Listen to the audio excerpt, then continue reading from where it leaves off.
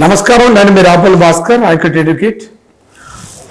ఎవరికి తెలియనటువంటి ఒక చట్టాన్ని మీ నోటీసులో పెట్టాలన్నది, ఒక అవగాహన కల్పించాలనేది నా యొక్క ఆలోచన.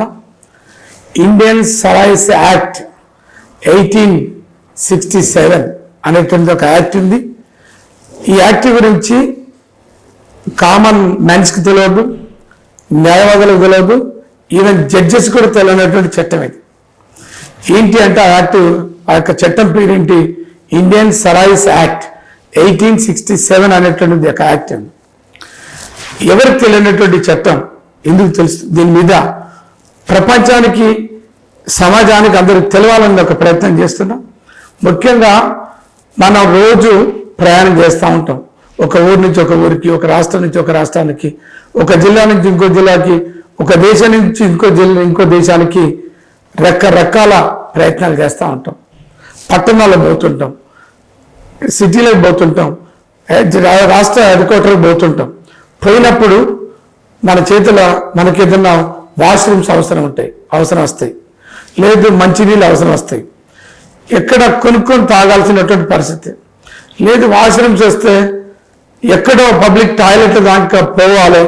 అప్పటి వరకు రకరకాల మానసికంగా, శారీరకంగా ఇబ్బందులు పడతా ఉంటారు.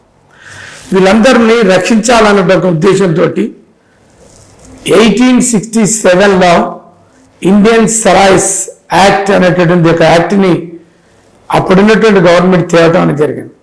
ఈ యొక్క చట్టం యొక్క ఉద్దేశం ఏంటంటే, ప్రయాణం చేస్తున్నప్పుడు మనకేదైనా వాష్రూమ్ అవసరం వస్తే, దాహం అయితే, ఎక్కడ వాష్రూమ్ అవసరం వస్తే ఆ ఏరియాలో ఏ హోటల్ ఉన్నా, చిన్న కాకా హోటల్ కాంచి సూపర్ స్టార్ 5 స్టార్ హోటల్స్ వరకు మీరు ఆ హోటళ్ళలోకి పోయి వాష్రూమ్స్ని వాడుకోవచ్చు, ఎలాంటి రూపాయి కట్టకుండా. మంచినీళ్ళని తాగొచ్చు, ఎలాంటి సింగిల్ పైసా కట్టకుండా. అది ఏంటండి, పెద్ద పెద్ద 5 స్టార్ హోటళ్ళకి మేము పోతే మాకు వాష్రూమ్స్ని వాడుకునేరు, అది చట్ట వ్యతిరేకం.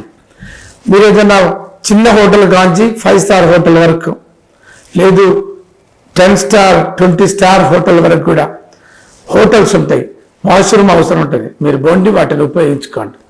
ఒకవేళ అలా కాక మిమ్మల్ని ఎలా చేయకపోతే సెక్షన్ 7 క్లాస్ 2 ప్రకారంగా వాళ్ళ మీద క్రిమినల్ కేసులు కట్టాలని చట్టం చెప్తుంది.